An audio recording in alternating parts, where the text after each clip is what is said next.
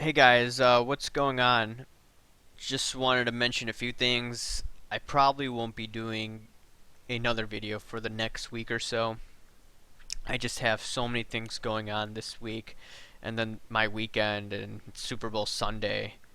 So I don't know if my schedule is going to be packed, and I usually do sports in the morning time, so that usually takes up my day. So probably maybe Monday, maybe at latest, I may put up another video Monday or Tuesday. So anyways, I just wanted to look at this one graph that I covered.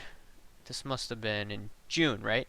And it was called the bubble with no name yet. And this was a graph by Kitjuk at SocGen. Now let's look at this chart. The thesis of this chart is that if the Fed funds rate is below the nominal GDP for an extended period of time, this usually leads to asset bubbles, right? So let's look at this. In the early 90s, you had the Fed funds rate below the nominal GDP for an extended period of time. You had some problems in Asia. And eventually later on in that decade, you did see other problems in Asia as well. Now you look at the dot-com bubble. We all remember that, even though I was really, really young in middle school. But anyways, if you look at this dot-com bubble, Fed funds rate way below the nominal GDP for an extended period of time, we know what happened there. Now let's look at the great big credit bubble. Fed funds rate way below the nominal GDP for an extended period of time led to the real estate bubble. Now the bubble with no name yet, right? This was what was determined in early June by this analyst. And we once again see nominal or the Fed funds rate close to zero, nominal GDP somewhere around 3-ish to 4%. Whether or not you agree with those numbers, I'm just looking at this graph. So if you look at it, you could see, okay, what could be the next bubble? In my thought process at the time, I was thinking bond bubble, bond bubble, bond bubble. But when I start to see some unusual patterns going on in the interbanking lending rate in China, even though those rates are lower right now, and when I see HSBC saying that, hey, you can't withdraw money out of the bank, even though JP Morgan, I believe JP Morgan came out with some draconian measure in November of last year. But put that aside, if you look at this graph, I mean, this graph probably called it 6 months earlier to what's going on right now. I mean, in my gut opinion right now, I think it must be China that must be the next bubble to burst. But we shall see what goes on. I mean, let's just look at a few other graphs right now. Okay, now we see this one article off the Huffington Post, and it's HSBC Bank refuses to let customers withdraw large sums of money. And this is actually a Chinese bank, but it's out of Britain. So that's something to note. And the bank withdrawals, I believe, happened in Britain. But let's just read part of it. Several customers told BBC Radio's for Moneybox program that when they attempted to withdraw certain sums between €5,000 or pounds and £10,000, they've been asked to provide proof of why they need the money. HSBC said it was a change in policy implemented in November, which would now be reviewed. And this one individual, Stephen Cotton, told BBC that he wanted to take £7,000, or yeah, £7,000, and this is what he was told. When we presented them with the withdrawal slip, they declined to give us the money because we could not provide them with a satisfactory explanation for what the money was for. They wanted a letter from the person involved.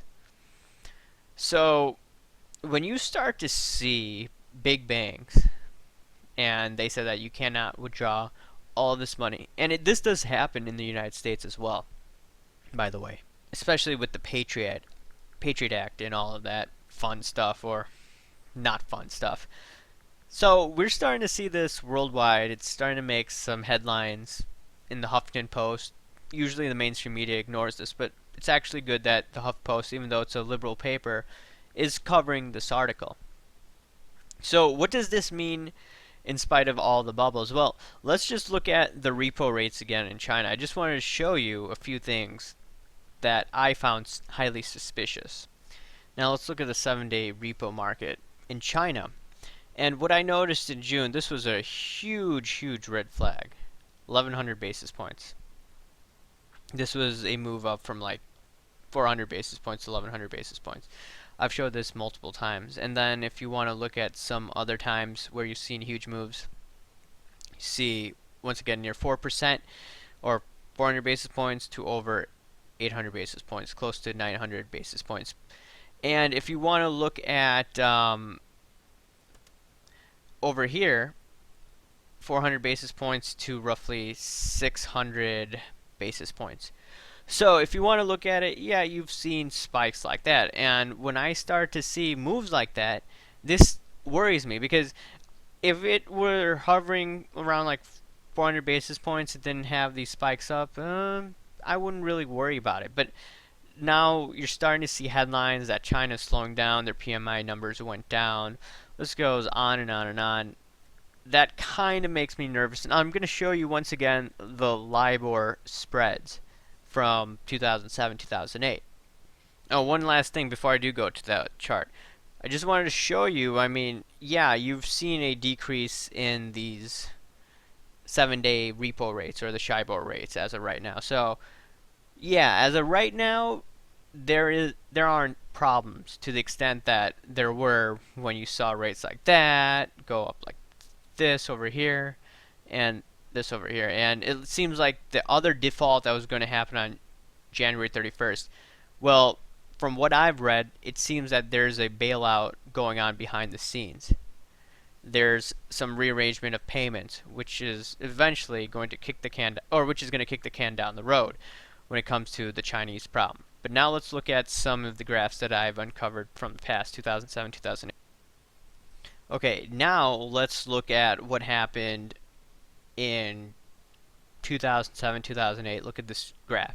Once again, these are just showing the interbanking rates when it comes to the United States, Europe, and then I think that's Britain. But if you look at this, number one, you could see when U.S. TARP was being announced. See this? I think this is the LIBOR OIS spreads, and it just shows credit spreads. And the higher the spread is, that means that's a huge, huge red flag, and there's a lot of problems rolling over short-term liquid securities into long-term illiquid securities. So that was a huge problem. And then look at Northern Rock, right? Look at what was happening in the British currency when it came to their interbanking market rate. You see that it was hovering around like 10 basis points for all of these currencies, right? And then it shot up to over 100 basis points. Over 100 basis points. That's insane, right? This was August of 2007-ish, right? And this is when Bernanke, in September, he started to cut the Fed funds rate from 5.25 downward. And then you did see some more spikes, and then more spikes here. And then for quite some time, you saw these spreads starting to go down much, much more. And then until September of that year, you start to see a spike.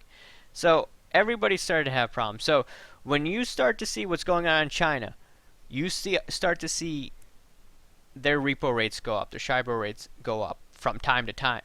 Even though it may be a little less than what it was before, that's a huge red flag, in my opinion.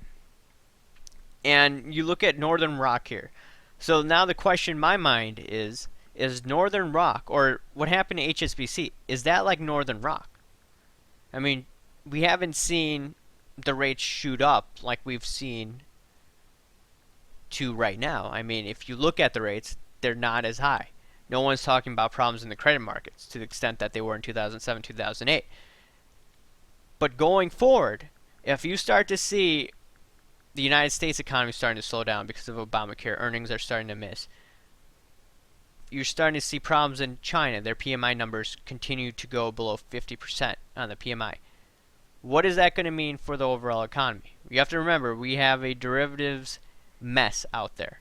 We have a lot of debt that was not, how should I say it? It was not liquidated when it should have been liquidated. That being said, what's going to happen next? In my opinion, I believe that we're in a secular bear market, and within the next few years, we're going to see a slow but steady gradual slowdown. And then that's going to eventually lead to a deflationary head fake. And if you look at what central banks are going to do, they're going to do what they probably did in 2007, 2008. They're going to try to alleviate the spreads in the credit markets, and they were successful for a time. But this was only a band-aid solution. See these rates? They were up here in September and then in December. And this is when the Federal Reserve enacted the term auction facility program. And then you saw rates go down below 50 basis points. But slowly but steadily, more problems started to show up. And this is what it led to. Is it going to lead to Lehman? I initially thought that, but it doesn't necessarily have to lead to Lehman. It may just lead to a nasty slowdown in the market. And when I start to see individuals like Carl Denninger, who did call the top in 2007, 2008, or who warned about the crisis and who got out of the tech bubble, and if he's saying he feels scared right now and he's worrisome, or that's what I'm getting from him, I would be scared. I mean, that doesn't mean he's going to be right. He could be wrong. But when I start to see these type of warning signs, remember, each cycle is not the same, but when you start to see some similar patterns, you start to see a lot of excitement in the stock market like we saw in December, that's a huge red flag in my opinion. So, long story short, we see credit spreads go up in China. We see banks in Britain saying that, hey, you can't take your money out of the bank, and that's making some headlines. And then we're starting to see even the Chinese PMI numbers go down. Huge red flag in my opinion. But anyways, what do you guys think? Do you agree with the opening picture that I came out with, the bubble without a name, that we're going to have some sort of asset bubble? In my opinion, yeah. I initially thought it was a bond bubble a few months back in the US market, but slowly but steadily starting to think that yes, interest rates have nowhere but to go up, but it could take quite some time. It could take 10, 15, 20 years for the actual bond bubble to burst. As crazy as that sounds. And now I'm shifting my attention to China. I think China is going to be the next shoe to fall, and guess what? That could be really, really nasty in the short term. Probably within the next few years. Anyways, guys, thanks for listening. Talk to you later. Bye.